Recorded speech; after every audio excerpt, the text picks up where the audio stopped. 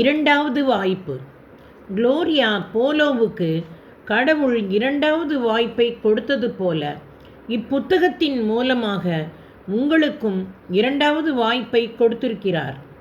இதை படிக்கும்போது கடவுள் உங்களுக்குள் இருப்பதையும் உங்களோடு பேசியதையும் கேட்டிருப்பீர்கள். அப்படியெனில் இன்று உங்கள் வாழ்வில் முக்கியமான நாள். நீங்கள் முடிவெடுக்க வேண்டிய நாள். பிறரை மன்னிக்கவும், பாவ வாழ்விலிருந்து மனம் மாறி மன்னிப்பு பெறவும், உங்கள் வாழ்க்கையை மாற்றுவதற்கான நாள். இன்றே, இப்போதே இறப்பு வரும் என்றால் அதை சந்திக்க தயாராக இருக்கிறீர்களா? உங்களையே ஆய்ந்து பாருங்கள்.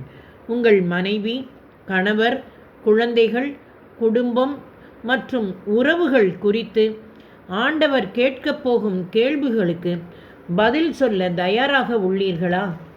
குளோரியா போலோ ஆண்டவரை நோக்கி, இயேசுவே, என்னை மீட்டுக்கொள்ளும், நான் பாவம் செய்தேன், என்மேல் மனமிரங்கும் என்று கதறினார்.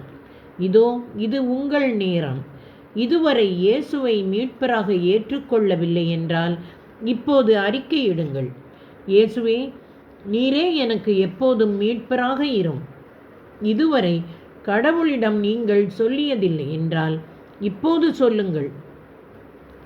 கடவுளே, நான் பாவம் செய்தது போதும், போதும் ஆண்டவரே, போதும். உங்களை முழுவதுமாக ஆண்டவருக்கு அர்ப்பணியுங்கள். ஜெபம்.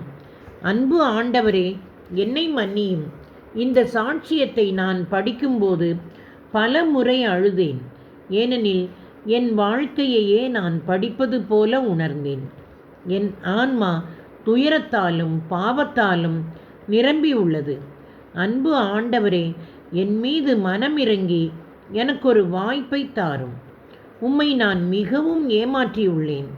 அதிலும் பரிதாப நிலை என்னவெனில், நான் வாழும் வாழ்க்கை சரிதான் என்று எண்ணியதுதான். ஆலயத்திற்கு வழக்கம்போல சென்றுவிட்டு நான் விரும்பியபடி எப்படி வேண்டுமானாலும் வாழ்ந்து கொள்ளலாம் என்று எண்ணிய மோசமான கத்தோலிக்க கிறிஸ்தவன் நான். அன்பு ஆண்டவரே, என் வாழ்வும் கண்ணாடியைப் போல குளோரியா போலோவின் வாழ்வில் பிரதிபலிப்பதை காண்கிறேன். ஆண்டவரே, இரக்கத்தை நம்புகிறேன். என் பாவங்கள் எல்லாவற்றையும் விட இரக்கம் பெரிது.